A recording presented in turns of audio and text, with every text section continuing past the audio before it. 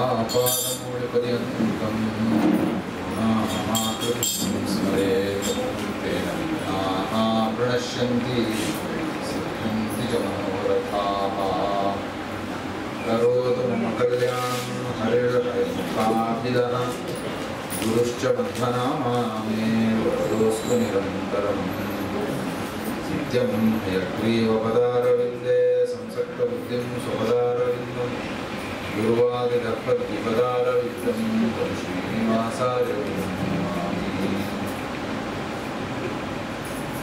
जन्माद्यस्य तोन्मयादितरतश्चार्थेष्वभिघ्नस्वराट् तेने ब्रह्महृदायादिकवये मुह्यन्ते यं सूरयः तेजो वारिमृदां यथा विनिमयो यत्र त्रिसर्गो मृषा धाम्ना स्वेन सदा निरस्तोऽहं सत्यं परं धीमहि सृष्टिस्थित्यप्येहानियतिदुषितमो बन्धमोक्षाश्च यस्मात् अस्य श्रीब्रह्मरुद्रप्रभृतिसुरनरद्वीषशत्वात्मकस्य विष्णोर्यस्ताः समस्ताः सकलगुणनिधिः सर्वदोषव्यपेतः पूर्णानन्दो व्ययो यो गुरुरपि परमश्चिन्तयेतं महान्तम्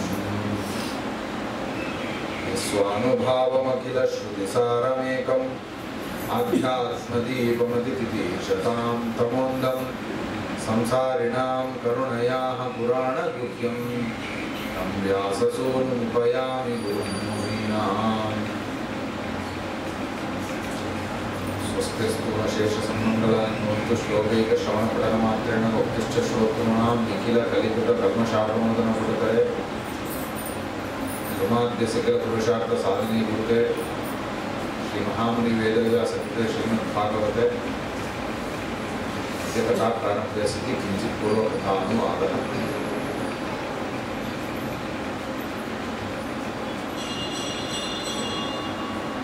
ಹಿಂದಿನ ಒಂದು ಸ್ಕಂದದಲ್ಲಿ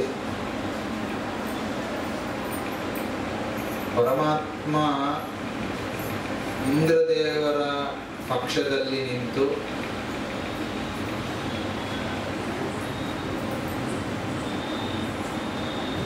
ಆ ಇಂದ್ರದೇವರಿಗೋಸ್ಕರವಾಗಿ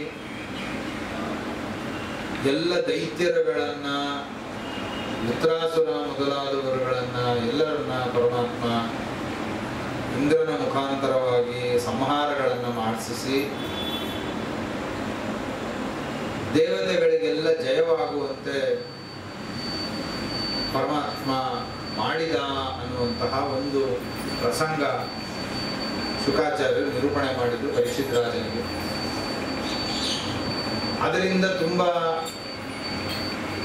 ದುಃಖಿತಳಾದಂತಹ ದಿತಿದೇವಿ ಕಶ್ಯಪರ ಹತ್ರ ಹೋಗಿ ಕೇಳ್ಕೊಳ್ತಾಳೆ,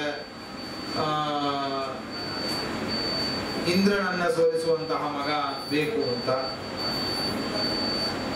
ಅದಕ್ಕೆ ಪುಂಸವನ ವ್ರತ ಮಾಡು ಅಂತ ಅವಳ ಕೈಯಲ್ಲಿ ಪುಂಸವನ ವ್ರತ ಮಾಡಿಸ್ತಾರೆ. ಆ ವ್ರತ ಭಂಗ ಮಾಡಬೇಕು ಅಂತ ಇಂದ್ರ ಬಹಳಷ್ಟು ಪ್ರಯತ್ನ ಪಡ್ತಾನೆ, ಆಗೋದಿಲ್ಲ. ಕೊನೆಗೆ ಅಲ್ಲಿ ಹುಟ್ಟಿದ 49 ಜನ ಮರುತ್ತುಗಳನ್ನ ಇಂದ್ರದೇವರು ತಮ್ಮ ಪಕ್ಷಕ್ಕೆ ಸೇರಿಸ್ಕೊಂಡ್ರು ಅಂತ ಇಷ್ಟು ವೃತ್ತಾಂತ ಹಿಂದಿನ ಒಂದು ಸ್ಕಂದದಲ್ಲಿ ಶುಕಾಚಾರ್ಯ ನಿರೂಪಣೆ ಮಾಡಿ. ಇವಾಗ ಏನಾಯಿತು, ಇಲ್ಲಿ ಪರೀಕ್ಷಿತ್ ರಾಜರು ಪ್ರಶ್ನೆ ಮಾಡ್ತಾ ಇದ್ದಾರೆ, ಇಂದ್ರದೇವರಿಗೋಸ್ಕರವಾಗಿ ದೈತ್ಯರುಗಳನ್ನೆಲ್ಲರನ್ನ ಪರಮಾತ್ಮ ಸಂಹಾರ ಮಾಡಿದ, ಇಂದ್ರದೇವರ ಪಕ್ಷದಲ್ಲಿ ನಿಂತು ದೈತ್ಯರನ್ನ ಸಂಹಾರ ಮಾಡ್ತಾನೆ ಅಂತಂದ್ರೆ ಪರಮಾತ್ಮ ಒಬ್ರಿಗೊಂದು ಇನ್ನೊಬ್ರಿಗೊಂದು ಒಬ್ಬರ ಪಕ್ಷದಲ್ಲಿ ನಿಂತ್ಕೊಂಡು ಮಾಡ್ತಾ ಇದ್ದಾನೆ ಅಂತಂದ್ರೆ ಪರಮಾತ್ಮನಿಗೆ ಪಕ್ಷಪಾತ ಅನ್ನುವಂತಹ ದೋಷ ಬರದೆ ಹೇಗಿರುತ್ತೆ? ಪಕ್ಷಪಾತ ಬರುತ್ತಲ್ವಾ ಅಂತ ಪ್ರಶ್ನೆ ಮಾಡ್ತಾ ಇದ್ದಾರೆ. ಸಮಪ್ರಿಯ ಸುಹೃದ್ ಬ್ರಹ್ಮನ್ ಭೂತಾನಾಂ ಭಗವಾನ್ ಸ್ವಯಂ ಇಂದ್ರಸ್ಯಾರ್ಥೇ ಕಥಂ ದೈತ್ಯಾನ್ ಅವಧೀತ್ ವಿಷಮೋ ಯಥಾ. ಪರಮಾತ್ಮ ಎಲ್ಲರಿಗೂ ಸಮಾನನಾಗಿರುವ ಸಮಪ್ರಿಯ ಸುಹೃತ್, ಎಲ್ಲರಿಗೂ ಪ್ರಿಯನಾದ ಒಂದೇ ರೀತಿಯಾಗಿ ಇರುವವನು ಪರಮಾತ್ಮ ಎಲ್ಲರ ಜೊತೆಯಲ್ಲಿ. ಪರಮಾತ್ಮನಿಗೆ ಯಾರು ಪ್ರಿಯ ಸುಹೃತ್ ಇತ್ಯಾದಿಗಳು ಯಾರು ಇಲ್ಲ ಪರಮಾತ್ಮನಿಗೆ, ಎಲ್ಲರೂ ಒಂದೇ ತರಹದಲ್ಲಿ ಇರುವವರು. ಹೀಗಿದ್ದಾಗ ಇಂದ್ರನಿಗೋಸ್ಕರವಾಗಿ ದೈತ್ಯರನ್ನ ಸಂಹಾರ ಮಾಡಿದ್ದು ಇದು ವೈಷಮ್ಯ ಆಗೋದಿಲ್ವಾ ಪರಮಾತ್ಮನಿಗೆ? ಅಲ್ಲ, ವೈಷಮ್ಯ ಬಂದ್ರೆ ಬರ್ಲಪ್ಪ, ಇಂದ್ರದೇವರಿಂದ ಏನೋ ಲಾಭ ಇದೆ ಪರಮಾತ್ಮನಿಗೆ, ಏನೋ ಒಂದಿಷ್ಟು ಪ್ರಯೋಜನ ಇದೆ, ಆದ್ರಿಂದ ವೈಷಮ್ಯ ಬಂದ್ರೂ ತಪ್ಪಿಲ್ಲ. ಕೆಲವೊಮ್ಮೆ ಏನಾಗತ್ತೆ, ಈಗ ಸುಮ್ಮನೆ ದೃಷ್ಟಾಂತಕ್ಕೆ ತಗೋಬೇಕಾದ್ರೆ,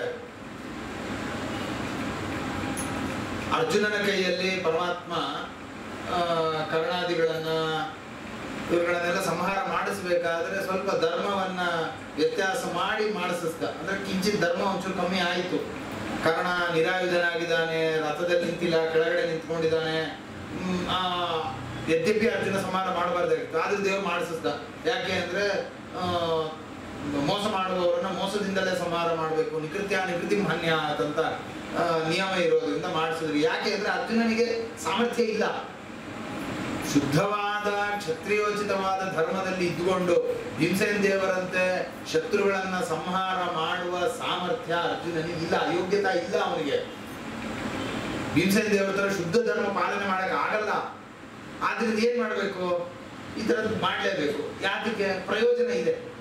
ಏನ್ ಪ್ರಯೋಜನ? ರಾಜ್ಯ ಪ್ರಾಪ್ತಿ ಅನ್ನೋದೊಂದು ಪ್ರಯೋಜನ ಇದೆ, ಕ್ಷತ್ರಿಯ ಧರ್ಮ ಅವರದ್ದು ನಡಿಬೇಕು ಅನ್ನುವಂತಹ ಒಂದು ಪ್ರಯೋಜನ ಇದೆ. ಅದಕ್ಕೋಸ್ಕರ ಪರಮಾತ್ಮ ಏನ್ ಮಾಡ್ದ?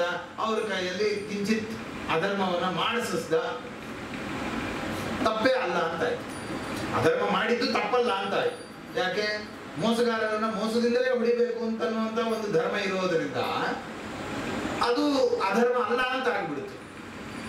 ಹಾಗೆ ದೇವರಿಗೂ ಏನೋ ಒಂದಿಷ್ಟು ಪ್ರಯೋಜನ ಇದೆಯಪ್ಪ, ಅದರಿಂದ ವೈಷಮ್ಯ ಇದ್ರೂ ಅದು ದೋಷ ಅಲ್ಲ ಅಂತ ಮಾಡಿಬಿಡ್ರಿ. ಹಾಗೆ ಯಾಕೆ ಆಗ್ಬಾರ್ದು ಅಂದ್ರೆ ಪರೀಕ್ಷಿತ್ ರಾಜರೇ ಹೇಳ್ತಾರೆ, ನಹಿ ಅಸ್ಯ ಅರ್ಥ ಸುರಗಣೈ ಸಾಕ್ಷಾತ್ ನಿಶ್ರೇಯಸಾತ್ಮನಃ ನೈವಾಸುರೇಭ್ಯೋ ವಿದ್ವೇಷೋ ನೋದ್ವೇಗಶ್ಚ ಗುಣಸ್ಯ ಹಿ. ನಹಿ ಅಸ್ಯ ಅರ್ಥ ಸುರಗಣೈ, ದೇವತೆಗಳಿಂದ ಇವನಿಗೆ ಏನು ಪ್ರಯೋಜನ ಇಲ್ಲ. ಯಾಕೆ? ಇವನೇ ದೇವತೆಗಳಿಗೆ ಸಂಪತ್ತು ಕೊಟ್ಟರು.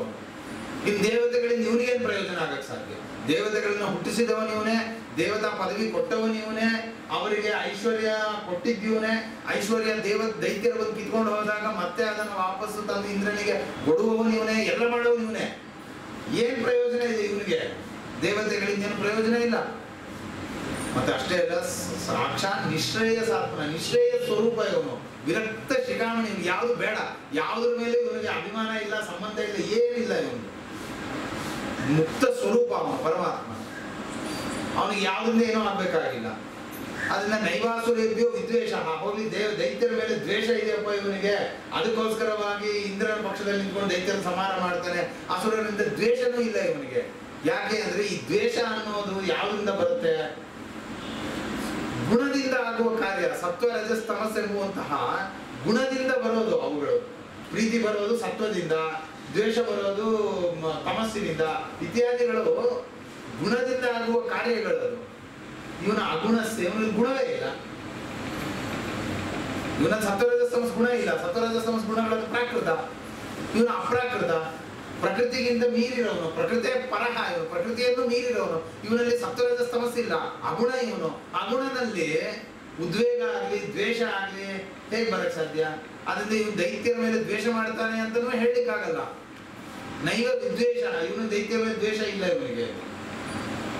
ಹೀಗಿದ್ದಾಗ ಈ ಕಡೆ ದೇವತೆಗಳ ಪಕ್ಷದಲ್ಲಿ ಪ್ರಯೋಜನನೂ ಇಲ್ಲ, ದೈತ್ಯರ ಪಕ್ಷದ ಮೇಲೆ ದ್ವೇಷನೂ ಇಲ್ಲ, ಏನೂ ಇಲ್ಲದೆ ಇದ್ದಾಗ ಇಂದ್ರನ ಪಕ್ಷದಲ್ಲಿ ನಿಂತ್ಕೊಂಡು ದೈತ್ಯರನ್ನು ಸಂಹಾರ ಮಾಡ್ತಾನೆ. ಸುಮ್ಮನೆ ಯಾಕ್ರಿ ಮಾಡ್ತಾನೆ?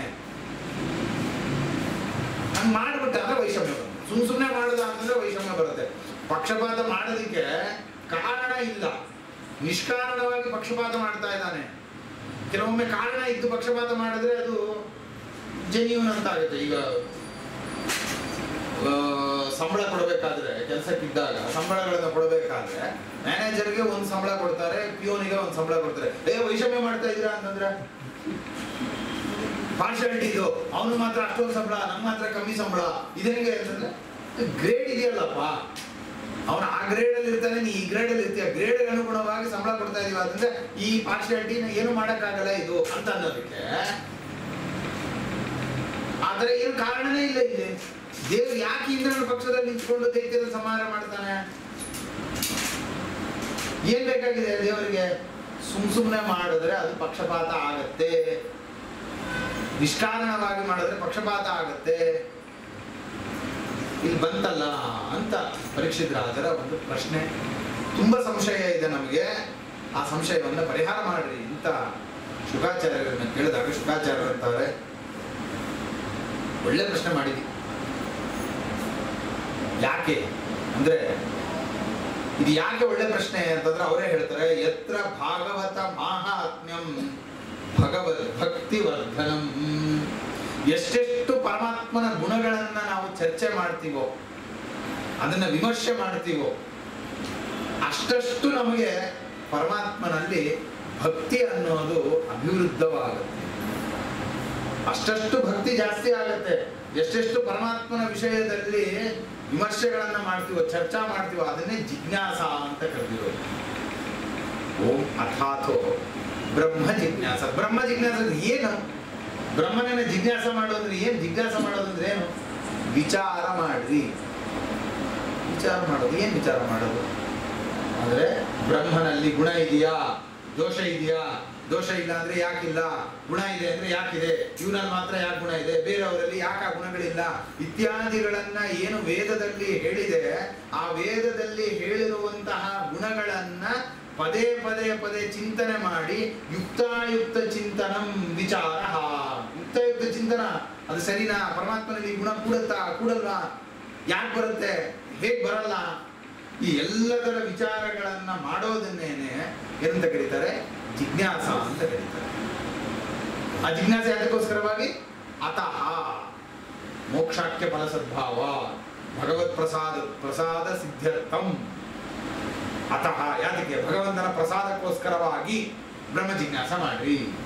ಭಗವಂತನ ಪ್ರೀತಿ ಅಂದ್ರೂ ಅದೇ, ಭಗವದ್ ಭಕ್ತಿವರ್ಧನ ಅಂದ್ರೆ ಅದೇ, ಭಗವಂತನ ಪ್ರೀತಿಗೋಸ್ಕರವಾಗಿ ಪರಮಾತ್ಮನ ಗುಣಗಳನ್ನ, ಪರಮಾತ್ಮನ ವಿಷಯಕವಾದಂತಹ ವಿಚಾರಗಳನ್ನ, ಅವನ ಮಹಿಮೆಗಳನ್ನ ಜಿಜ್ಞಾಸ ಮಾಡ್ರಿ, ವಿಚಾರ ಮಾಡ್ರಿ, ಅದನ್ನ ಸರಿನಾ ತಪ್ಪ ಯೋಚನೆ ಮಾಡ್ರಿ. ಅಂಥ ಪ್ರಶ್ನೆ ನೀವು ಮಾಡಿದ್ಯಾ? ಅದರಿಂದ ಈಗ ಪರಮಾತ್ಮನ ವಿಷಯದಲ್ಲಿ ಪರಮಾತ್ಮನಿಗೆ ವೈಷಮ್ಯ ಅನ್ನುವಂತಹ ಒಂದು ದೋಷ ಇದೆಯಾ ಇಲ್ವಾ ವಿಚಾರ ಬಂದಿದೆ ಈಗ. ಆದ್ರಿಂದ ಈ ಒಂದು ವಿಷಯವನ್ನ ವಿಚಾರ ಮಾಡೋದ್ರಿಂದ ನಮಗೆ ಪರಮಾತ್ಮನಲ್ಲಿ ಭಕ್ತಿ ಅಭಿವೃದ್ಧವಾಗುತ್ತೆ.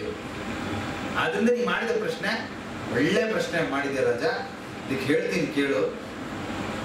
ಪರಮಾತ್ಮ ನಿರ್ಗುಣ, ಅವನಲ್ಲಿ ಯಾವುದು ಗುಣಗಳಿಲ್ಲ. ನಿರ್ಗುಣೋಪಿ ಹ್ಯಜೋ ವ್ಯಕ್ತೋ ಭಗವಾನ್ ಪ್ರಕೃತಿ ಪರಃ. ಅವನು ನಿರ್ಗುಣನಾಗಿದ್ದರೂ ಪರಮಾತ್ಮ ಏನ್ ಮಾಡ್ತಾನೆ? ಸ್ವಮಾಯ ಗುಣಮಾವಿಶ್ಯ ಭಾದ್ಯ ಭಾದಕತಾಂಗತಃ. ಅವನೇನೆ ಭಾದ್ಯನೂ ಆಗ್ತಾನೆ, ಭಾದಕನೂ ಆಗ್ತಾನೆ. ಹೇಗೆ? ಭಾದಕ ಬೇಕಾದ್ರೆ ಆಗ್ಬೋದು, ಭಾದ್ಯ ಹೇಗಾಗ್ತಾನೆ? ಭಾದ್ಯ ಆಗೋಗ್ಬಿಟ್ಟೆ ಅಂತಂದ್ರೆ ಅದು ದೋಷ ಅಲ್ವಾ? ಅದು ಭಾದ್ಯನಾಗ್ತಾ ಇದ್ದಾನೆ, ಹೊಡೆಸ್ಕೊತಾ ಇದ್ದಾನೆ ಅಂತಂದ್ರೆ ಅದು ದೋಷ ಅಲ್ವಾ? ಹೊಡೆಯುವವನಾದ್ರೆ ಸರಿ ಗುಣ, ಹೊಡೆಸ್ಕೊಳ್ಳೋನಾದ್ರೆ ಹೊಡೆಸ್ಕೋಬಾರ್ದು. ಇಲ್ಲೇನ್ ಹೇಳ್ತಾ ಇರೋದು? ಹೊಡೆಯೋನವನೇ ಹೊಡೆಸ್ಕೊಳ್ಳೋನವನೇ ಅಂತಂದ್ರೆ ಅದು ಪರಮಾತ್ಮನಲ್ಲಿ ಗುಣ ಹೇಗಾಗುತ್ತೆ ಅಂದ್ರೆ ಬಾಧ್ಯತ್ವ ಪರಮಾತ್ಮನಲ್ಲಿಲ್ಲ. ಯಾರು ಬಾಧ್ಯರೋ ಅವರು ಪರಮಾತ್ಮನ ಅಧೀನ, ಆದ್ರಿಂದ ಇವನನ್ನ ಬಾಧ್ಯ ಅಂತ ಕರೀತಾರೆ. ಯಾರು ಹೊಡೆಸ್ಕೊಳ್ತಾರೋ ಅಥವಾ ಯಾರು ಬಾಧ್ಯರಾಗ್ತಾರೋ, ಯಾರು ದುಃಖವನ್ನು ಅನುಭವಿಸ್ತಾರೋ, ಆ ದುಃಖವನ್ನ ಅನುಭವಿಸುವವರು ಈ ಪರಮಾತ್ಮನ ಅಧೀನದಲ್ಲಿದ್ದಾರೆ. ಪರಮಾತ್ಮನ ಅಧೀನದಲ್ಲಿದ್ದು ಅವರು ದುಃಖವನ್ನು ಅನುಭವಿಸ್ತಾರೆ. ಆದ್ರಿಂದ ಇವನನ್ನ ಬಾಧ್ಯ ಅಂತ ಕರೀತಾರೆ. ಹೇಗೆ? ರಾಜ ಜೈ ಇತಿವತ್ತು ದೃಷ್ಟಾಂತ ಕೊಡ್ತಾರೆ. ಶವ ದೃಷ್ಟಾಂತ ಅಂದ್ರೆ ವ್ಯತಿರೇಕ ದೃಷ್ಟಾಂತ. ರಾಜ ಗೆದ್ದ, ಯಾಕೆ? ಜಯ ಅನ್ನೋದು ಅವನ ಅಧೀನ,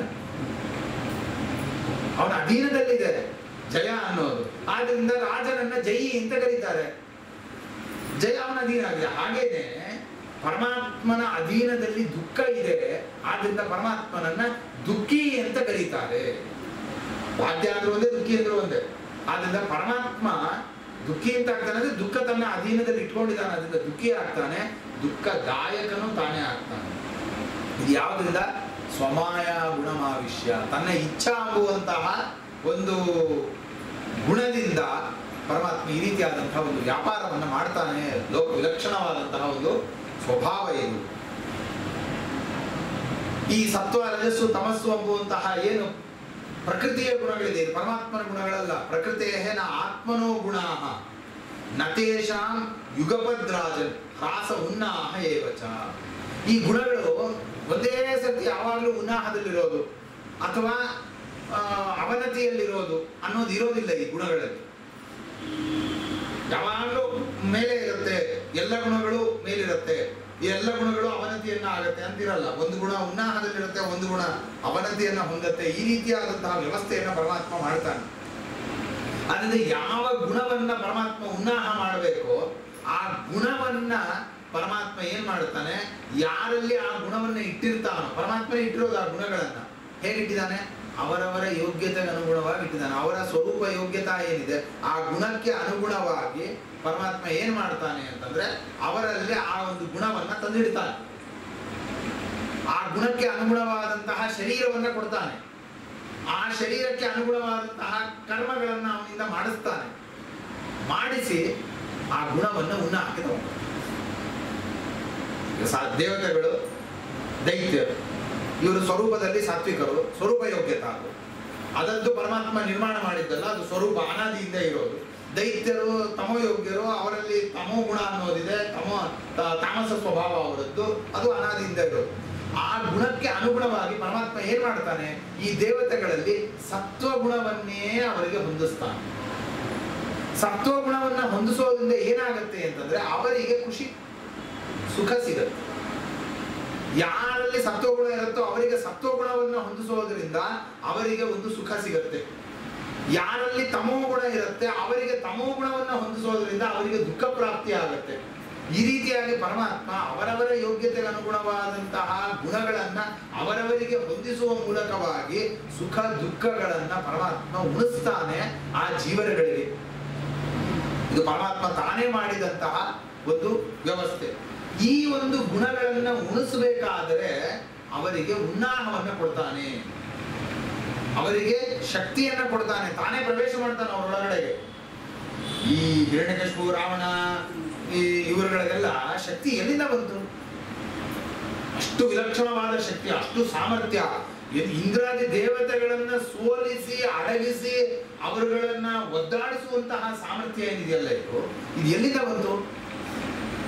ಬ್ರಹ್ಮದೇವರ ವರದಿಂದ ಬಂತು. ಸರಿ, ಬ್ರಹ್ಮದೇವರ ವರದಿಂದಲೇ ಬರ್ತಲ್ಲ, ಹೇಗ್ ಬಂತು?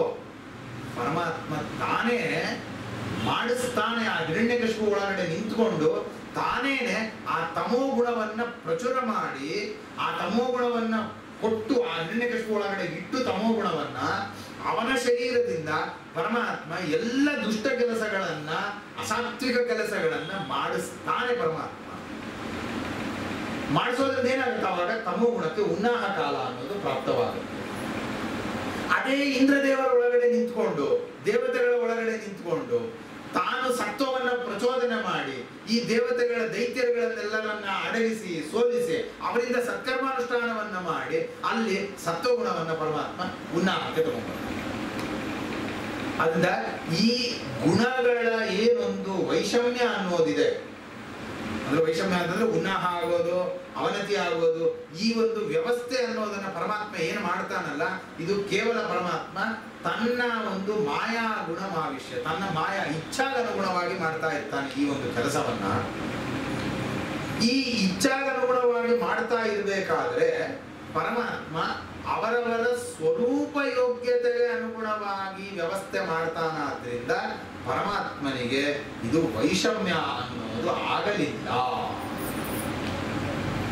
ಇಷ್ಟು ಉತ್ತರ ಕೊಟ್ಟರು. ಯಾಕೆ ವೈಷಮ್ಯ ಆಗಲಿಲ್ಲ ಇದು ಪರಮಾತ್ಮನಿಗೆ? ಈಗ ಇಂದ್ರದೇವರಿಂದ ದೈತ್ಯರನ್ನ ಸಂಹಾರ ಮಾಡಿಸಿದ್ದು ವೈಷಮ್ಯ ಆಗಲಿಲ್ಲ. ಯಾಕೆ ಅಂತಂದ್ರೆ ಸತ್ವದ ಉನ್ನಾಹಕ್ಕೋಸ್ಕರವಾಗಿ ಪರಮಾತ್ಮ ಇಂದ್ರದೇವರಲ್ಲಿ ನಿಂತು ದೈತ್ಯರುಗಳನ್ನ ಸಂಹಾರ ಮಾಡಿಸಿದ. ಅದರಿಂದ ಸತ್ವಗುಣಕ್ಕೆ ಉನ್ನಾಹವನ್ನ ಪರಮಾತ್ಮ ಕೊಟ್ಟ. ಸತ್ವಗುಣಕ್ಕೆ ಯಾಕೆ ಉನ್ನಾಹ ಕೊಟ್ಟ? ಸ್ವಭಾವ. ಅದು ಇಂದ್ರದೇವರಲ್ಲೇ ನಿಂತ್ಕೊಂಡು ಯಾಕೆ ಮಾಡ್ದ? ಸ್ವಭಾವ. ಇಂದ್ರದೇವರ ಸ್ವರೂಪ ಯೋಗ್ಯತೆ ಸಾತ್ವಿಕ ಯೋಗ್ಯತೆ, ಅಲ್ಲಿ ಸತ್ವಗುಣ ಇದೆ ಸ್ವರೂಪದಲ್ಲಿ ಅವರಲ್ಲಿ. ಆ ಸತ್ವಕ್ಕೆ ಅನುಗುಣವಾದಂತಹ ಸತ್ವಗುಣವನ್ನ ಪ್ರಚುರ ಮಾಡಲಿಕ್ಕೋಸ್ಕರ ಇಂದ್ರದೇವರಲ್ಲಿ ನಿಂತ್ಕೊಂಡು ದೈತ್ಯರನ್ನ ಸಂಹಾರ ಮಾಡಿಸಿದ್ದ. ಅದರಿಂದ ಪರಮಾತ್ಮನಿಗೆ ವೈಷಮ್ಯ ಇಲ್ಲ. ಅಂದ್ರೆ ಏನಾಯ್ತು, ಇವಾಗ ದೇವರು ಪಕ್ಷಪಾತ ಮಾಡಿದ್ದಾನೆ. ಪಕ್ಷಪಾತ ಮಾಡಿದ್ರು ಒಂದು ಕಾರಣ ಇಟ್ಟುಕೊಂಡು ಪಕ್ಷಪಾತ ಮಾಡಿದ್ದಾನೆ. ಯಾವುದು ಕಾರಣ? ಅದು ಅವರ ಸ್ವರೂಪ ಯೋಗ್ಯತಾ. ಆದ್ರಿಂದ ಪರಮಾತ್ಮನಿಗೆ ಪಕ್ಷಪಾತ ಅನ್ನೋದು ದೋಷವಹ ಆಗಲಿಲ್ಲ, ಸಮ ಆಗ್ಬಿಟ್ಟ ದೇವರಿಗೆ. ನಿನ್ನ ಯೋಗ್ಯತೆ ಏನಿದೆ ಅದಕ್ಕಂತೆ ನಿನಗೆ ಫಲ ಕೊಟ್ಟಿದ್ದೀನಿ, ನಿನ್ನ ಯೋಗ್ಯತೆ ಏನೋ ಅದರಂತೆ ನೀನು ಫಲ ಕೊಟ್ಟಿದ್ದೀನಿ ಅಂದ್ರೆ ಏನಾಗೋಯ್ತು? ದೇವರದ್ದು ವೈಷಮ್ಯ ಇಲ್ಲ ಅಂತ ಆಗೋದು.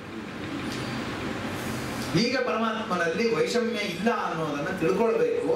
ಇದೇ ಪ್ರಶ್ನೆಯನ್ನ ಹಿಂದೆ ಧರ್ಮರಾಜನು ಕೂಡ ಪ್ರಶ್ನೆಯನ್ನ ಮಾಡಿದ್ದ. ಇದನ್ನೇನೆ ಪ್ರೀತ್ಯ ಮಹಾಕೃತೋ ರಾಜನ್ ಪೃಚ್ಛತೆ ಜಾತ ಶತ್ರವೇ. ಪ್ರಶ್ನೆ ಕೇಳ್ತಾ ಇದ್ದಾನೆ. ಯಾರನ್ನ?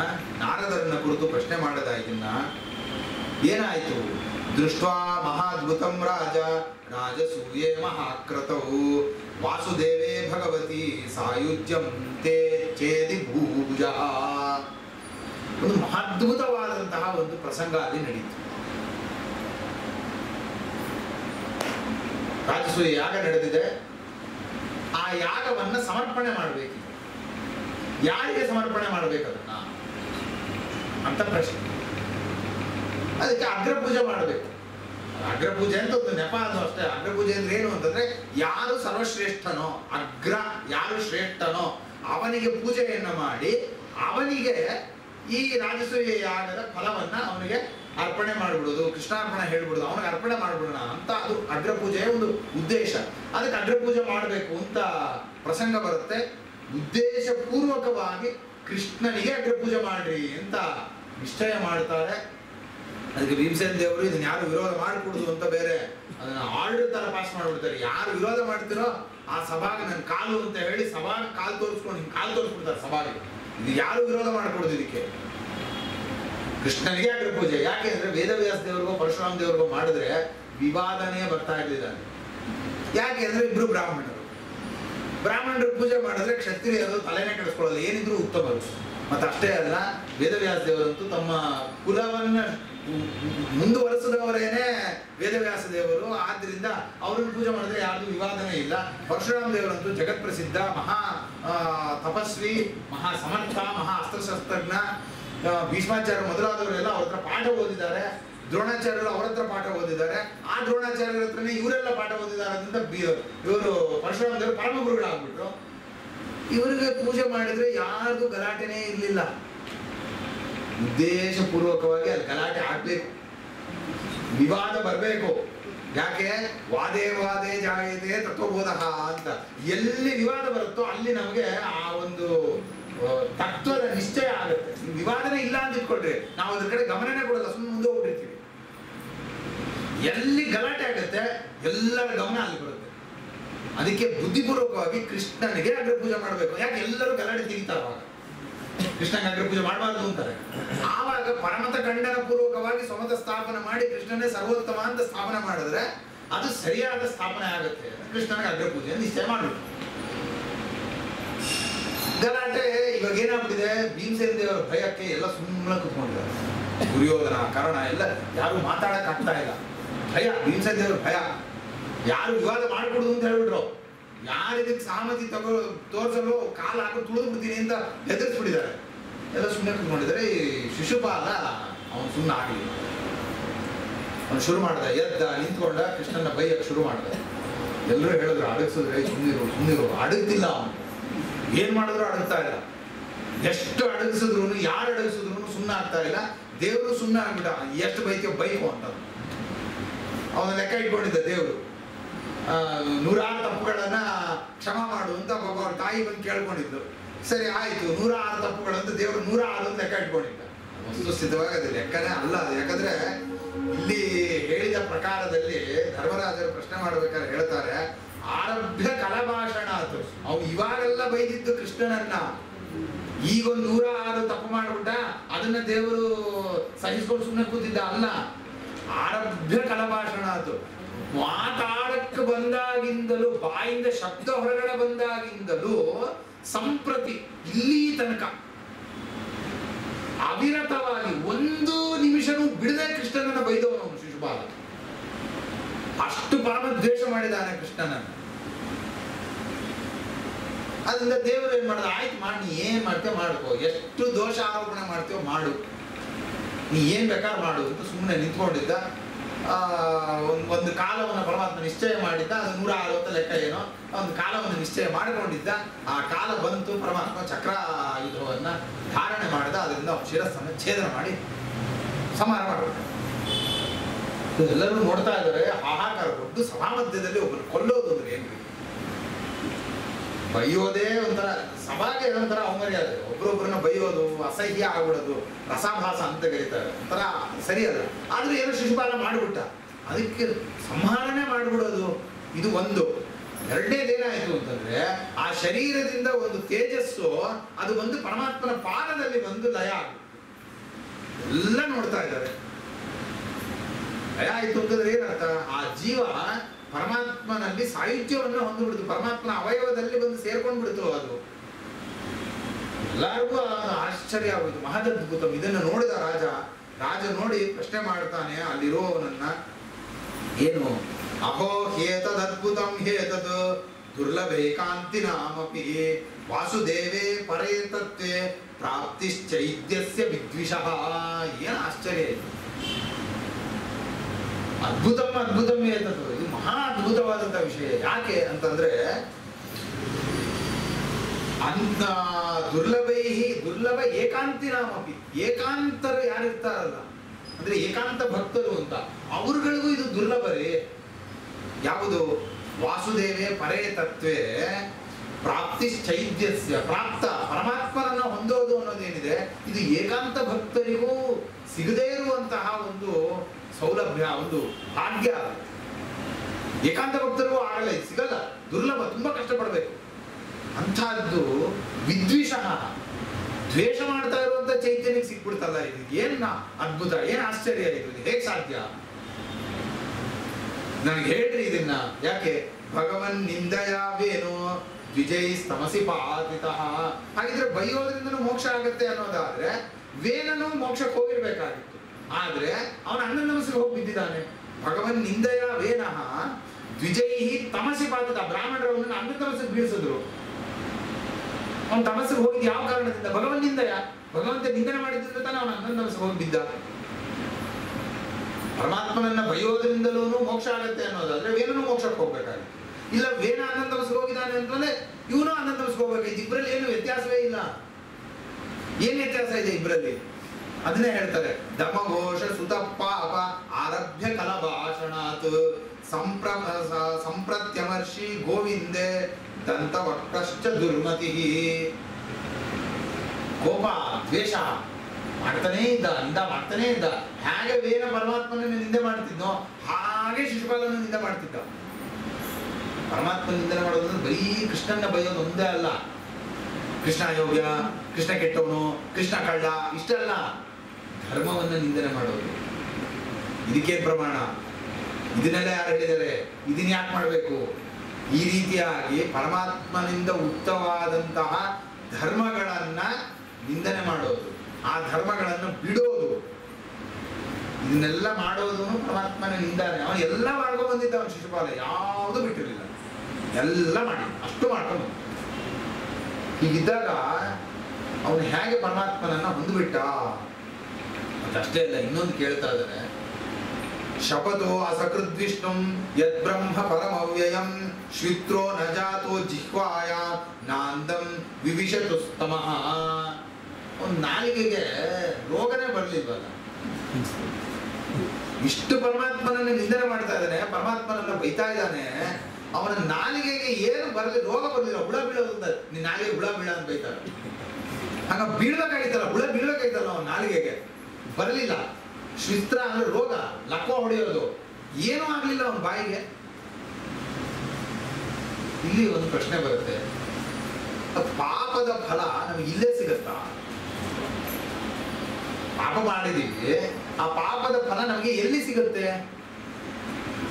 ನರಕಾದಿಗಳಲ್ಲಿ ತಾನೇ ಸಿಗುತ್ತೆ. ಈ ದೇಹ ತ್ಯಾಗ ಆದ್ಮೇಲೆ ಅನಂತರದಲ್ಲಿ ನಮ್ಗೆ ನರಕಾದಿಗಳ ಅದು ಆ ಮಾಡಿದ ಪಾಪದ ಫಲ ಇರೋದು.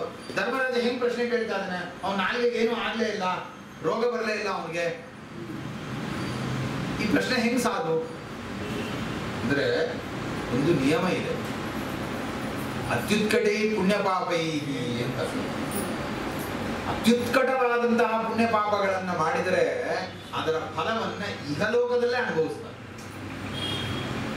ಎಷ್ಟೋ ಸತಿ ಅಂತಾರೆ ಅವನು ಅನುಭವಿಸ್ತಾ ಇರೋದು ನೋಡಿದ್ರೆ ಗೊತ್ತಾಗಲ್ಲ ಅವ್ನು ಮಾಡಿರೋ ಪಾಪ.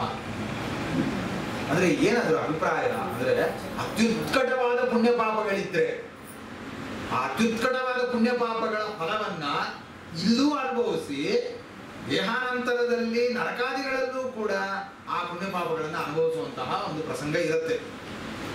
ಪರಮಾತ್ಮನ ನಿಂದ ಮಾಡೋದು ಅದು ಏನು ಒಂದ್ಸರ್ತಿ ನಿಂದ ಮಾಡೋದ, ಎರಡ್ ಸತಿ ನಿಂದ ಮಾಡೋದ ಅಂದ್ರೆ ಅಲ್ಲ. ಹುಟ್ಟದಾಗಿಂದ ಬೈಕೊಂಡು ಬರ್ತಾ ಇದ್ದಾನೆ. ಎಂತ ಮಹತ್ತರವಾದ ಪಾಪ ಪರಮಾತ್ಮನ ನಿಂದ ಮಾಡೋದು. ಇಷ್ಟು ಅತ್ಯುತ್ಕಟವಾದ ಪಾಪ ಮಾಡಿದಾಗ್ಲೂ ಅವನು ಏನೂ ಆಗ್ಲಿಲ್ವಲ್ಲ. ಹೇಗ್ರಿ ಏನೂ ಆಗ್ಲಿಲ್ಲ. ನಮ್ಗಿದ್ರಲ್ಲಿ ಸಂಶಯ ಬರ್ತಾ ಇದೆ. ಕಥಂ ತಸ್ಮಿನ್ ಭಗವತಿ ದುರವಗ್ರಾಹ್ಯ ಧಾಮನಿ ಪಶ್ಯತಾಂ ಸರ್ವಲೋಕಾನ ಲಯಮೀಯತು ರಂಜಸ. ಇಷ್ಟು ಪರಮಾತ್ಮನನ್ನ ದ್ವೇಷ ಮಾಡಿದವನು ಪರಮಾತ್ಮನನ್ನ ಎಲ್ಲರ ಎದುರುಗಡೆ ನೋಡ್ತಾ ಇರ್ಬೇಕಾದ್ರೆ ಪರಮಾತ್ಮನನ್ನ ಪ್ರವೇಶ ಮಾಡ್ತಾ ಇದ್ದಾನೆ ಅಂತಂದ್ರೆ ಇದು ಹೇಗೆ ಸಾಧ್ಯ? ಇದು ಹೇಗೆ ಆಗತ್ತೆ? ಇದು ಅದರಿಂದ ದಯವಿಟ್ಟು ನಮಗೆ ಇದನ್ನು ಸ್ವಲ್ಪ ತಿಳಿಸ್ಕೊಡ್ರಿ. ಏತದ್ ಭ್ರಾಮ್ಯತಿ ಮೇ ಬುದ್ಧಿ. ನನ್ನ ಬುದ್ಧಿ ತಿರುಗ್ತಾ ಇದೆ, ನನ್ ಭ್ರಾಮ್ಯತಿ, ನನ್ಗೆ ತುಂಬಾ ಭ್ರಾಂತಿ ಬರ್ತದೆ, ನನಗೆ ಅರ್ಥನೇ ಆಗ್ತಿಲ್ಲ. ಇದು ಹೇಗೆ ವಿಚಾರ ಮಾಡ್ಬೇಕು, ಹೇಗೆ ತಿಳ್ಕೊಳ್ಬೇಕು ಗೊತ್ತೇ ಆಗ್ತಾ ಇಲ್ಲ ನನಗೆ. ಇದನ್ನು ಸ್ವಲ್ಪ ದಯಮಾಡಿ ತಿಳಿಸ್ಕೊಡ್ರಿ ಅಂತ ಅಲ್ಲೇ ಇದ್ದ ನಾರದರನ್ನ ಧರ್ಮರಾಜ ಪ್ರಶ್ನೆ ಮಾಡ್ತಾ ಇದ್ದಾನೆ. ನಾರದರು ಅದಕ್ಕೆ ಉತ್ತರ ಕೊಡ್ತಾರೆ. ರಾಜ, ನಿಂದನ ಸ್ತವ ಸತ್ಕಾರ ನ್ಯಕ್ಕಾರ ಅರ್ಥಂ ಕಳೇಬರಂ ಪ್ರಧಾನ ಪರಯೋ ರಾಜನ್ ಅವಿವೇಕೇನ ಕಲ್ಪಿತಂ. ಒಂದೇ ಮಾತು ಹೇಳಿದ್ರು ಯಾರು? ನಾರದರು. ರಾಜ, ನಿಂದನ ತವ ಸತ್ಕಾರ, ನೀ ಬೈಯೋದು, ನೀ ಸತ್ಕಾರ ಮಾಡೋದು, ಇದೆಲ್ಲ ಯಾರಿಗೋ? ಯಾರಿಗಿವೆಲ್ಲ? ಇದು ಬರೀ ದೇಹಕ್ಕೆ ಅಷ್ಟೇ.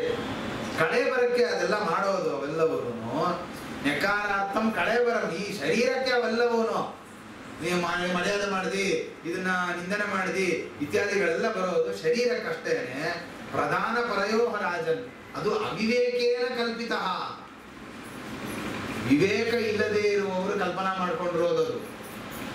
ಪರಮಾತ್ಮನಿಗೆ ನೀನ್ ಮಾಡೋದು ಯಾವುದು ಅವನಿಗೆ ಏನು, ನೀನು ಸತ್ಕಾರ ಮಾಡು ಏನೂ ಆಗಲ್ಲ, ನೀನ್ ನಿಂದನೆ ಮಾಡು ಏನೂ ಆಗೋದಿಲ್ಲ. ಪರಮಾತ್ಮನಿಗೆ ಏನೂ ಆಗಲ್ಲ, ಏನು ವಿಕಾರ ಇಲ್ಲ. ಯಾರಿಗೆ ದೇಹದ ಮೇಲೆ ಅಭಿಮಾನ ಇರುತ್ತೋ ಸಿಕ್ಕಾಪಟ್ಟೆ ಅವ್ರಿಗಷ್ಟೇ ಅದು, ಇವ್ರು ನನ್ನ ಸತ್ಕಾರ ಮಾಡಿದ್ದಾರೆ, ಇವ್ರನ್ನ ನಾನು ಚೆನ್ನಾಗಿ ನೋಡ್ಕೋಬೇಕು, ಇವ್ರು ನನ್ನ ಬೈದ್ಬಿಟ್ರು, ಆದ್ರಿಂದ ಇವ್ರ ಕಂಡ್ರೆ ನಂಗೆ ಆಗಲ್ಲ ಇತ್ಯಾದಿಗಳು ಯಾರಿಗೆ ಬರುತ್ತೆ ಅಂದ್ರೆ ಯಾರಿಗೆ ಅವಿವೇಕ ಇರುತ್ತೋ ಅವ್ರಿಗಷ್ಟೇ ಬರುತ್ತೆ. ಪರಮಾತ್ಮಂಗೆ ಅದೆಲ್ಲ ಏನು ಇಲ್ಲ. ಹಿಂಸಾ ತದಭಿಮಾನೇನ ದಂಡ ಪಾರುಷ್ಯಯೋರಪಿ. ಹಿಂಸಾ, ದಂಡ, ಪಾರುಷ್ಯ ಇತ್ಯಾದಿಗಳಲ್ಲಿ ಯಾವ್ದು? ತದ ಅಭಿಮಾನೇನ, ಆ ಶರೀರದಲ್ಲಿ ಮಾಡುವ ಅಭಿಮಾನದಿಂದ ಬರೋದು. ಇದಕ್ಕೆ ಕಾರಣ ಯಾವುದು ಅಂದ್ರೆ ಮಮಾಹಂ ಇತಿ ಪಾರ್ಥಿವ. ಇದೆಲ್ಲ ಮುಖ್ಯ ಕಾರಣ ಬರ್ತಾ ಇರೋದೆ ಮಮಾಹಂ ಇತಿ ಧೀಹಿ, ನಾನು ನನ್ನದು. ಅದೇ ದುರಭಿಮಾನ. ಅದು ನೀವು ಏನಾರ ಹೇಳಿ, ಅಭಿಮಾನ ಅನ್ರಿ, ದುರಭಿಮಾನ ಅನ್ರಿ, ಏನಾರ ಅನ್ರಿ, ಒಟ್ಟು ಅದು ಮಿಥ್ಯಾಜ್ಞಾನ. ಈ ಮಮಾಹಂ ಎಂಬುವಂತಹ ಜ್ಞಾನ ಏನಿದೆಯಲ್ಲ, ಇದು ಇರೋದ್ರಿಂದಲೇನೆ ಇದೆಲ್ಲ ನಡೀತಾ ಇರೋದು. ದ್ವೇಷ, ಪಾರುಷ್ಯ ಇತ್ಯಾದಿಗಳೆಲ್ಲ ಬರೋದು, ದಂಡ ಕೊಡೋದು, ಅವನನ್ನ ನಿಂದನೆ ಮಾಡೋದು ಇತ್ಯಾದಿಗಳೆಲ್ಲ ಬರೋದು ಅದರಿಂದನೇ. ಇದು ಪರಮಾತ್ಮನಿಗೆ ಏನೂ ಇಲ್ಲ. ತಸ್ಮಾತ್ ವೈರಾನುಬಂಧೇನ ನಿರ್ವೈರೇಣ ಭಯೇನವ. ಆದ್ರಿಂದ ಪರಮಾತ್ಮನನ್ನ ಭಕ್ತಿ ಮಾಡೋದಷ್ಟೇ ಬೇಕಾಗಿರೋದು. ಪರಮಾತ್ಮ ನೋಡೋದು ಯಾವುದನ್ನ? ನೀ ಮಾಡಿದ ಭಕ್ತಿಯನ್ನು ತಗೊಳ್ತಾನಷ್ಟೇ. ಆ ಪರಮಾತ್ಮನಲ್ಲಿ ನೀನು ಮಾಡುವ ಭಕ್ತಿ ಹೇಗೆ ಬೇಕಾದ್ರೂ ಮಾಡು, ಹೇಗೆ ಬೇಕಾದ್ರೂ ಅಂತಂದ್ರೆ ಏನು? ವೈರಾನುಬಂಧೇನ, ವೈರದಿಂದ ಮಾಡು. ನಿರ್ವೈರೇಣ, ವೈರ ಇಲ್ಲದೆ ಮಾಡು. ಭಯದಿಂದ ಮಾಡು, ಸ್ನೇಹದಿಂದ ಮಾಡು, ಕಾಮದಿಂದ ಮಾಡು.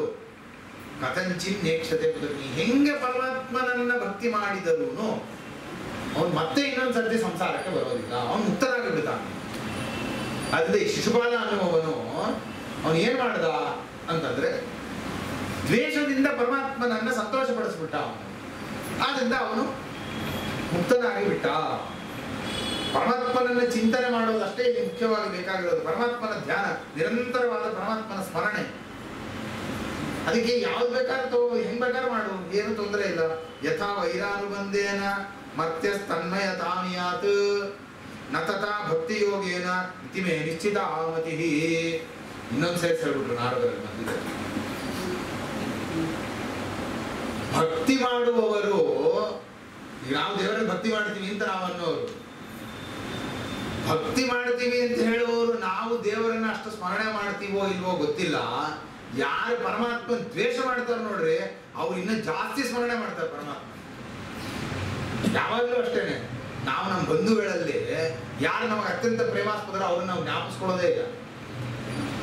ಯಾರು ನಮಗೆ ತೊಂದರೆ ಕೊಟ್ಟಿರ್ತಾರೆ ನೋಡ್ರಿ ಬಂಧುಗಳಲ್ಲಿ, ಯಾರು ನಮ್ಮನ್ನು ಬೈದಿರ್ತಾರೆ ನೋಡ್ರಿ, ಅವ್ರನ್ನೇ ನೆನೆಸ್ಕೊಳ್ತಾ ಇರ್ತೀವಿ. ಅವ್ರು ನಮ್ಮನ್ನು ಬೈದ್ರು, ಅಯೋಗ್ಯತನ ಮಾಡ್ಬಿಟ್ರು, ನಮ್ಮನ್ನು ಹಿಂಗ್ ಮಾಡ್ಬಿಟ್ರು, ನಮ್ಮನ್ನು ಹಂಗ್ ಮಾಡ್ಬಿಟ್ರು ಅಂತ ಬೈದವ್ರನ್ನ ಸ್ಮರಣೆ ಮಾಡ್ತಾ ಇರ್ತೀವೋ ಹೊರತು ನಮ್ಮ ಜೊತೆ ಚೆನ್ನಾಗಿದ್ದವ್ರನ್ನ ನಾವು ಸ್ಮರಣೆನೇ ಮಾಡ್ಕೊಳ್ಳೋ.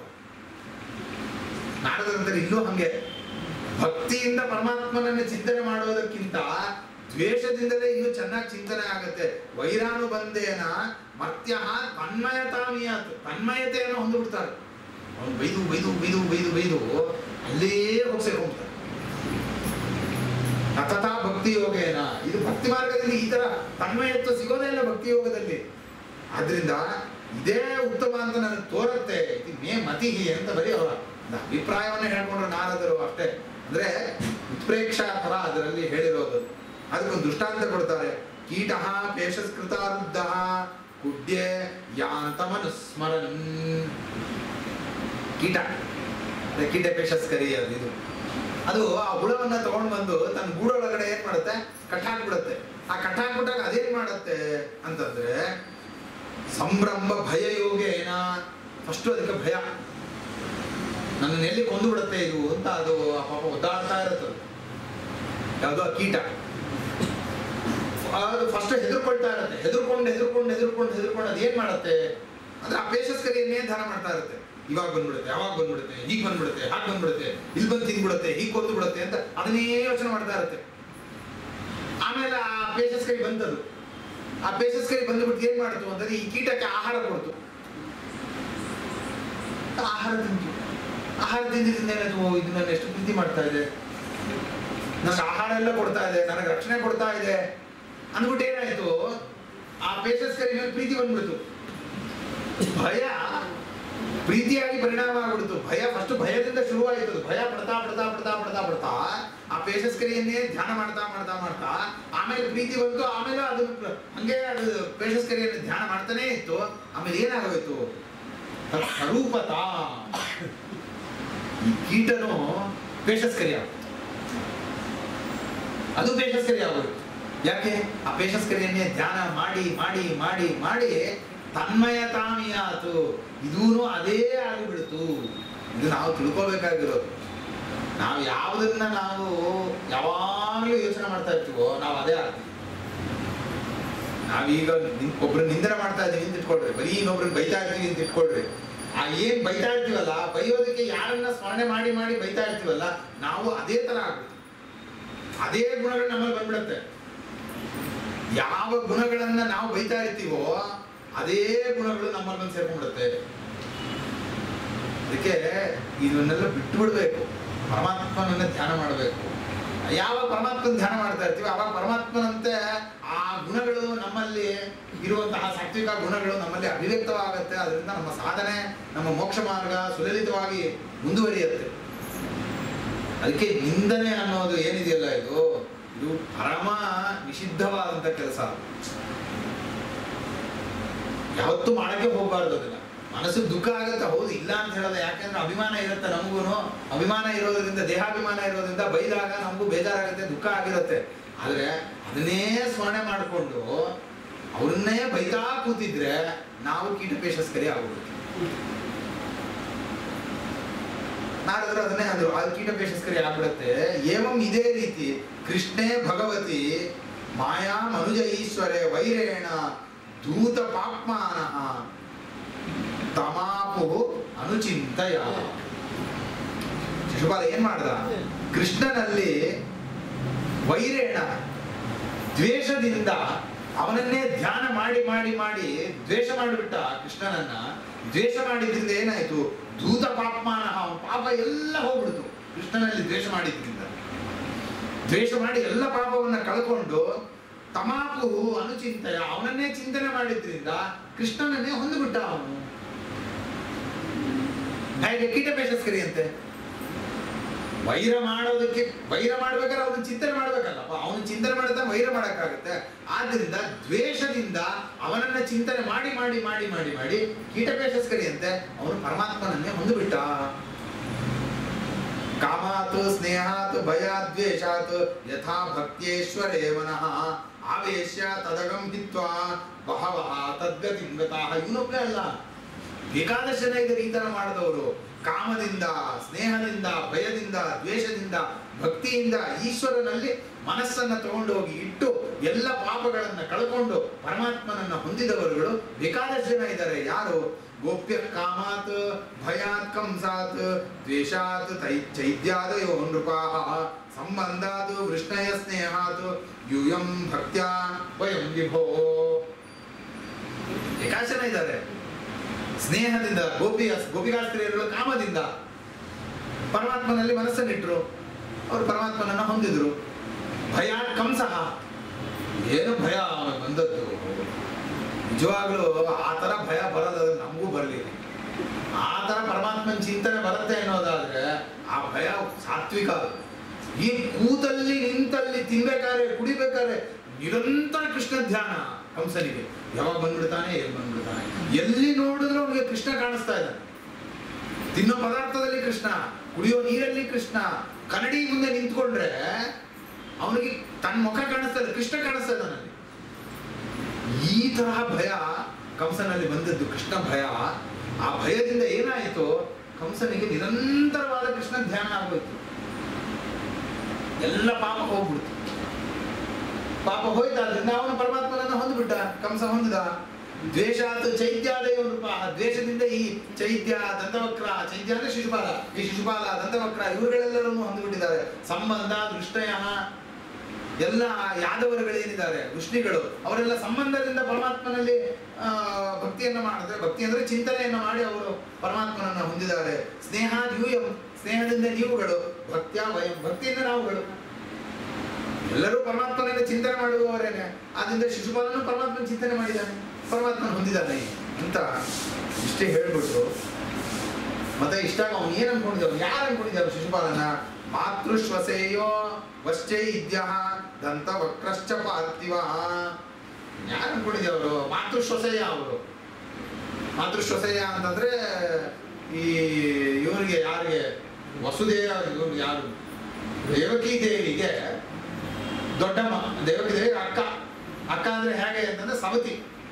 ಇವನು ವಸುದೇವನ ಇನ್ನೊಬ್ಬ ಹೆಂಡತಿಯ ಮಕ್ಕಳುಗಳು ಅವರೆಲ್ಲರೂ. ಆ ಕಡೆಯಿಂದ ಸಂಬಂಧ ಅವರುಗಳು. ಆದ್ರಿಂದ ಮಾತೃಶ್ವಸೆಯ ಅವರುಗಳೆಲ್ಲರೂ ಆ ಅವರುಗಳಿಂದ ಬಂದವನು ಇವನು ಶಿಶುಪಾಲ. ದಂಡವಕ್ರನು ಅಷ್ಟೇನೆ. ಅವ್ರು ಯಾರು ಅನ್ಕೊಳ್ಳಿ? ಪಾರ್ಷದ ಪ್ರವರೋ ವಿಷ್ಣೋ ವಿಪ್ರಶಾಪಾತ್ಮದಚ್ಯುತೋ. ಅವರು ಪಾರ್ಷದ ಪ್ರವರ, ಪರಮಾತ್ಮನ ಬಾಗಿಲು ಕಾಯುವವರಲ್ಲಿ ಶ್ರೇಷ್ಠರು, ಜಯ ವಿಜಯರು. ಪೂರ್ವದ ಬಾಗಿಲನ್ನ ಕಾಯುವಂತಹ ಪ್ರಧಾನ ದ್ವಾರಪಾಲಕರು. ಪ್ರಧಾನ ದ್ವಾರಪಾಲಕರು ಯಾಕೆಂದ್ರೆ ಬೇಕಾದಷ್ಟು ಜನ ದ್ವಾರಪಾಲಕರಿದ್ದಾರೆ. ದಕ್ಷಿಣ ದ್ವಾರಕ್ಕೆ ಒಬ್ಬರಿದ್ದಾರೆ, ಪಶ್ಚಿಮ ದ್ವಾರಕ್ಕೆ ಇಬ್ಬರಿದ್ದಾರೆ, ಒಂದೊಂದು ದ್ವಾರಕ್ಕೂ ಇಬ್ಬಿಬ್ರು ಬೇರೆ ಬೇರೆ ಇದ್ದಾರೆ. ಆ ತರದಲ್ಲಿ ಪ್ರಧಾನವಾಗಿ ಪಾರ್ಷದರಲ್ಲೇನೆ ಪ್ರಧಾನ ವ್ಯಕ್ತಿಗಳು ಈ ಜಯ ವಿಜಯರು. ಅದಕ್ಕೆ ಪಾರ್ಷದ ಪ್ರವರವು ಅಂತಂದ್ರು. ವಿಪ್ರಶಾಪ ಅದು ಪದಚ್ಯುತ, ವಿಪ್ರಶಾಪದಿಂದ ಪದಚ್ಯುತರಾಗಿ ಬಂದಿದ್ದಾರೆ ಇಲ್ಲಿಗೆ. ಈ ಒಂದು ನಾರದರ ಒಂದು ಉಪಪಾದನೆಯನ್ನು ನೋಡಿದಾಗ ಇದನ್ನ ಯಾಕೆ ಹೇಳಿದ್ರು ನಾರದರು? ಅವ್ರ ಪಾರ್ಷದ ಪ್ರಬಲರು ಅಂತ ಯಾಕೆ ಬೇಕು? ಹಿಂದೆ ಏನು ಹೇಳ್ಕೊಂಡ್ಬಂದ್ರು? ದೇವರನ್ನ ಚಿಂತನೆ ಮಾಡಬೇಕು.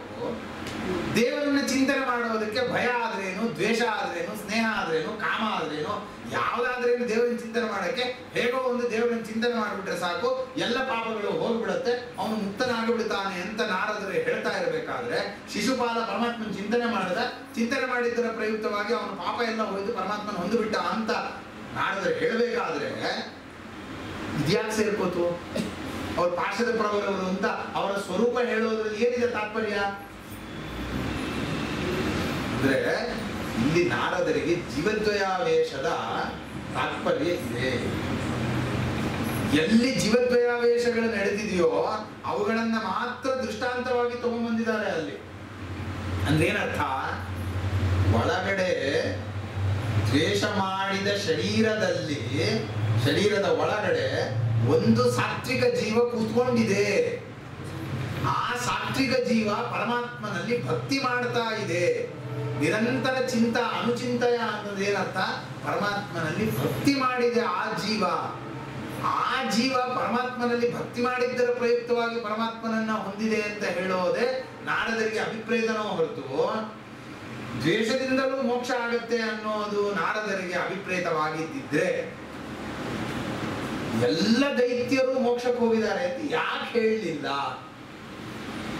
ಕೃಷ್ಣ ಸಂಹಾರ ಮಾಡಿದ್ದು ಕಮ್ಮಿ ದೈತ್ಯರುಗಳ? ಬೇಕಾದ ಜನ ಇದ್ದಾರೆ. ಪೂತನಾನ್ ಬಿಟ್ಬಿಡ್ರಿ, ಉಳಿದವ್ರನ್ನೆಲ್ಲ ತಗೊಳ್ರಿ. ಯಾಕಂದ್ರೆ ಪೂತನಾನಂದು ಮತ್ತೆ ಜೀವದ್ವಯಾವೇಶ ಆಯ್ತು, ಬಿಟ್ಬಿಡ್ರಿ ಅವ್ರನ್ನ. ಉಳಿದವ್ರನ್ನೆಲ್ಲ ತಗೊಳ್ರಿ. ಎಷ್ಟು ಜನ ಇದ್ದಾರೆ? ನಾರದರು ಯಾಕೆ ಒಂದಿಷ್ಟು ಜನ ಮಾತ್ರ ಹೇಳಿದ್ರು? ಗೋಪಿಕಾಸ್ತ್ರೀ ಹೇಳಿದ್ರು, ಕಂಸನ್ನ, ಈ ಚೈತ್ಯಾದಿಗಳನ್ನ ಒಂದಷ್ಟು ಜನನ ಮಾತ್ರ ಹೆಸರಿಟ್ಟು ಹೇಳ್ತಾ ಇದ್ದಾರೆ ನಾರದರು. ಎಲ್ಲರೂ ಮೋಕ್ಷಕ್ಕೆ ಹೋಗಿದ್ದಾರೆ ಅಂತ ಹೇಳ್ಬಿಡ್ರಿ. ಅದು ಬೇರೆ, ಹಿಂದೆ ಬೇರೆ ಹೇಳ್ಬಿಟ್ರು, ದ್ವೇಷದಿಂದ ತಾನೇ ಪರಮಾತ್ಮನ ಚಿಂತನೆ ತುಂಬಾ ಚೆನ್ನಾಗತ್ತೆ, ಭಕ್ತಿಯಿಂದ ಅಷ್ಟು ಆಗಲ್ಲ ಅಂತ ನಂಗೆ ಅನ್ಸತ್ತೆ ಅಂತಂದ್ಮೇಲೆ ನಾರದರಿಗಿಂತ ಹೆಚ್ಚು ಪರಮಾತ್ಮನಲ್ಲಿ ಚಿಂತನೆ ಮಾಡಿದವರು, ಧ್ಯಾನ ಮಾಡಿದವರು ಯಾರವಾಗ ಹಾಗಿದ್ರೆ? ತೃಣಾವರ್ತ, ಶಕಟಾಸುರ, ಅಘಾಸುರ, ಇವ್ರುಗಳೆಲ್ಲ ಏನಿದ್ದಾರೆ, ಕಾಲಯವನ, ಇವ್ರುಗಳೇ ಬರಬೇಕು. ಯಾಕೆ ಅವರೇ ಜಾಸ್ತಿ ಚಿಂತನೆ ಮಾಡಿದಾರಲ್ಲ ದೇವರನ್ನ. ಯಾಕೆ ಹೇಳಲಿಲ್ಲ ನಾರದರಲ್ಲಿ? ಅದಕ್ಕೆ ನಾರದರ ಅಭಿಪ್ರಾಯವನ್ನು ಕೊನೆಯಲ್ಲಿ ವ್ಯಕ್ತಪಡಿಸ್ತಾ ಇದ್ದಾರೆ. ಅಲ್ಲಿ ಒಂದು ಸಾತ್ವಿಕ ಜೀವ ಇತ್ತು, ಅದಕ್ಕೆ ಪಾರ್ಶ್ವದ ಪ್ರವರರು ಅಂತಂದ್ರು. ಆ ಶರೀರದಲ್ಲಿ ಒಂದು ಪಾರ್ಶ್ವದ ಪ್ರವರ ಕೂತಿದ್ದ. ಆ ಪಾರ್ಶ್ವದ ಪ್ರವರ ಪರಮಾತ್ಮನಲ್ಲಿ ಭಕ್ತಿ ಮಾಡಿದ್ದರ ಪ್ರಯುಕ್ತವಾಗಿ ಅವನು ಪರಮಾತ್ಮನನ್ನ ಹೊಂದಿದಾನೆ. ಯಾರು ದ್ವೇಷ ಮಾಡಿದಾನೋ ಅವನ ಅಂಗಂತಮಸ್ಸನ್ನೇ ಹೊಂದೋದು ಅನ್ನೋದಂತಹ ಇದು ಜೀವದ್ವಯಾವೇಶದ ಒಂದು ಹೊಸ ಕಾನ್ಸೆಪ್ಟ್. ಅದನ್ನ ಇಲ್ಲಿ ನಾರದರು ನಿರೂಪಣೆ ಮಾಡಿ ಕೊಡ್ತಾ ಇದ್ದಾರೆ. ಅಂದ್ರೆ ಏನು? ಒಂದೇ ಶರೀರದಲ್ಲಿ ಎರಡು ಜೀವ ಕೂತ್ಕೊಂಡಿರುತ್ತೆ. ಒಂದೇ ಶರೀರವನ್ನ ಭೋಗಾಯತನವಾಗಿ ಹೊಂದಿರುತ್ತೆ ಎರಡು ಜೀವಗಳು. ನಮ್ಮ ಶರೀರದಲ್ಲೂ ಬೇಕಾದಷ್ಟು ಜೀವಗಳಿದ್ದಾರೆ, ಬೇರೆ ತತ್ವಾಭಿಮಾನಿ ದೇವತೆಗಳಿದ್ದಾರೆ, ವಾಯುದೇವರಿದ್ದಾರೆ, ಅವರೆಲ್ಲ ನಮ್ಮ ಶರೀರದಲ್ಲೇ ಕೂತ್ಕೊಂಡಿದ್ದಾರೆ. ಆದ್ರೆ ಅವರಿಗೆ ಯಾರಿಗೂ ಇದು ಭೋಗಾಯತನ ಅಲ್ಲ. ಭೋಗಾಯತನ ಅಂದ್ರೆ, ಭೋಗ ಅಂದ್ರೆ ಸುಖಾನುಸಂಧಾನ, ಸುಖ ದುಃಖಗಳ ಅನುಸಂಧಾನ ಭೋಗ. ಅದಕ್ಕೆ ಆಯತನ ಅಂದ್ರೆ ಆಶ್ರಯ ಅಥವಾ ಸಾಧನ, ಕಾರಣ. ಸುಖ ದುಃಖಗಳಿಗೆ ಕಾರಣವಾಗೋದು ಯಾವುದು? ಅದು ಭೋಗಾಯತನ. ಈ ಶರೀರ ನಮ್ಮ ಸುಖ ದುಃಖಕ್ಕೆ ಕಾರಣವಾಗಿ, ಸುಖ ದುಃಖದ ಅನುಸಂಧಾನಕ್ಕೆ ಕಾರಣವಾಗ್ತಾ ಇದೆ. ಆದ್ರಿಂದ ಇದು ನಮಗೆ ಭೋಗಾಯತನ. ಈ ಶರೀರ ದೇವತೆಗಳಿಗೆ ಭೋಗಾಯತನ ಅಲ್ಲ. ಅವ್ರದ್ದೊಂದು ಶರೀರ ಬೇರೆ ಇದೆ ಇನ್ನೊಂದು. ಆ ಶರೀರದಿಂದ ಅವರು ಭೋಗವನ್ನು ಅನುಸಂಧಾನ ಮಾಡ್ಕೊಳ್ತಾರೆ, ಆದ್ರಿಂದ ಭೋಗವನ್ನು ಹೊಂದುತ್ತಾರೆ. ಆದ್ರಿಂದ ಅದು ಅವರಿಗೆ ಭೋಗಾಯತನ, ಇದು ಭೋಗಾಯತನ ಅಲ್ಲ. ಅದನ್ನ ನಮ್ಮ ಶರೀರದಲ್ಲಿ ಎಷ್ಟು ಜನ ದೇವತೆಗಳು ಕೂತಿದ್ರು ಜೀವದ್ವಯಾವೇಶ ಅಂತಿಲ್ಲ. ಇಲ್ಲಿ ಜೀವದ್ವಯಾವೇಶ, ಅನೇಕ ಜೀವಾವೇಶ ಅಂತೆಲ್ಲ ಇಲ್ಲ. ಇದು ಒಂದೇ ಜೀವ ಕೂತರು. ಅದು ಇಲ್ಲೇನಾಗಿದೆ, ಈ ಶಿಶುಪಾಲನಲ್ಲಿ, ಕಂಸನಲ್ಲಿ, ಮತ್ತೆ ಎಲ್ಲರಲ್ಲೂ ಜೀವದ್ವಯಾವೇಶ ಅಲ್ಲ. ಕಂಸನಲ್ಲಿ ಮತ್ತೆ ಶಿಶುಪಾಲನಲ್ಲಿ ಯಾರಿಬ್ಬರು ದ್ವೇಷ ಮಾಡಿ ಭಯದಿಂದ ಪರಮಾತ್ಮನನ್ನು ಹೊಂದಿದ್ರು ಅವರಷ್ಟೇ ಇಲ್ಲಿ ಮುಖ್ಯವಾಗಿ ತಾತ್ಪರ್ಯ. ಬೇರೆಯವರೆಲ್ಲರೂ ಭಕ್ತರೇ ಅವರೆಲ್ಲರೂ. ಆದ್ರೆ ಭಕ್ತಿಯ ಮಾರ್ಗಗಳು ಬೇರೆ ಬೇರೆ ಅಂತ ಅಷ್ಟೇ ತೋರಿಸಿದ್ದು. ಸ್ನೇಹ, ಸಂಬಂಧ ಇತ್ಯಾದಿಗಳು, ಕಾಮ ಅನ್ನೋದೆಲ್ಲ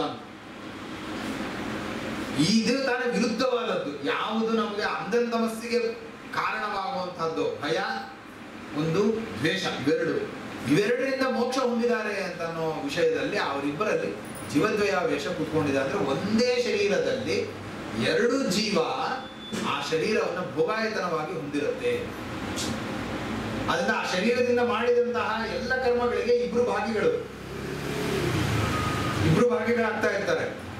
ಎಷ್ಟೆಷ್ಟು ಆ ದೇಹದಲ್ಲಿ ಅಭಿಮಾನ ಇಟ್ಟಿರ್ತಾರೋ ಅಷ್ಟಷ್ಟು ಅವರಿಗೆ ಆ ಕರ್ಮದ ಸಂಬಂಧ ಅನ್ನೋದು ಬರ್ತಾ ಹೋಗುತ್ತೆ. ಸಾತ್ವಿಕ ಕರ್ಮ ಮಾಡಿದಾಗ ಆ ದೈತ್ಯ ಏನ್ ಕೂತಿರ್ತಾನೆ ಅವನಿಗೆ ಆ ದೇಹದಲ್ಲಿ ಅಭಿಮಾನ ಇರಲ್ಲ, ಅವನಿಗೆ ಇಷ್ಟ ಇರಲ್ಲ ಸಾತ್ವಿಕ ಕರ್ಮ ಮಾಡೋದು. ಆದ್ರಿಂದ ಸಾತ್ವಿಕ ಕರ್ಮದ ಫಲ ಅವನಿಗೆ ಬರಲ್ಲ. ಹಾಗೆ ದುಷ್ಟಕರ್ಮ ಮಾಡ್ತಾ ಇದ್ದಾಗ ದೈತ್ಯ ಈ ಸಾತ್ವಿಕ ಜೀವ ಆ ಶರೀರದಿಂದ ಅಭಿಮಾನವನ್ನು ತೆಕ್ಕೊಂಡ್ಬಿಡುತ್ತೆ, ಅಭಿಮಾನವನ್ನು ಹೊರಗೆ ಹಾಕೊಂಡ್ಬಿಡುತ್ತೆ. ಆದ್ರಿಂದ ಆ ಸಾತ್ವಿಕ ಜೀವನಿಗೆ ದುಷ್ಟಕರ್ಮದ ಫಲ ಬರೋದಿಲ್ಲ. ಅಂತ ರೀತಿಯಲ್ಲಿ ಕೂತಿರುವಂತಹ ಎರಡು ಜೀವರುಗಳು ಆ ಶರೀರದಲ್ಲಿ ಇದ್ರೂ ಆ ಶರೀರದಲ್ಲಿ ಇದ್ದ ಪ್ರಯುಕ್ತವಾಗಿ ಒಂದು ಜೀವ ಮಾತ್ರ ನಿರಂತರವಾಗಿ ಪರಮಾತ್ಮನ ಭಕ್ತಿ ಮಾಡಿದ್ದರ ಪ್ರಯುಕ್ತವಾಗಿ ಅದು ಪರಮಾತ್ಮನನ್ನ ಹೊಂದಿದೆ, ಪರಮಾತ್ಮನ ಪಾದಾರವಿಂದಗಳನ್ನ ಹೊಂದಿತು ಆ ಜೀವ. ಅದು ಯಾರದು ಅಂದ್ರೆ ವಿಷ್ಣು ಪಾರ್ಷದನಾದಂಥವನು ಸಾಕ್ಷಾತ್ ಜಯ ವಿಜಯರುಗಳು, ಬೇರೆ ಇನ್ಯಾರು ಅಲ್ಲ ಅವರು ಅಂತ ನಾರದರು ಹೇಳಿದಾಗ ಯುಧಿಷ್ಠಿರ ಪ್ರಶ್ನೆ ಮಾಡ್ತಾನೆ, ಏನ್ ಸ್ವಾಮಿ ವಿಷ್ಣು ಪಾರ್ಷದರಿಗೆ ಶಾಪ ಅಂದ್ರೆ ಕೀದೃಶಃ ಕಸ್ಯವಾ ಶಾಪೋ ಹರಿದಾಸಾಭಿಮರ್ಶಿನಃ. ಭಗವದ್ ಭಕ್ತರನ್ನ ದುಃಖಪಡಿಸುವಂತಹ ಶಾಪ ಯಾರ ಶಾಪ, ಏನ್ ಶಾಪ, ಹೆಂಗ್ ಬಂತದು ಅಂತ ಕೇಳಿದಾಗ ಅದರ ಕಥೆಯನ್ನ ನಿರೂಪಣೆ ಮಾಡೋದಕ್ಕೋಸ್ಕರ ನಾರದರು ಹೇಳ್ತಾ ಹೋಗ್ತಾರೆ ಹಿಂದೆ ಏನಾಯಿತು ಅಂತ. ಅದರದ್ದೇನು ಅನ್ನೋದು ನಾಳೆ ದಿವಸ ನೋಡೋಣ. ಕೃಷ್ಣಾರ್ಪಣಮಸ್ತು. ಹರೇ ನಮಃ.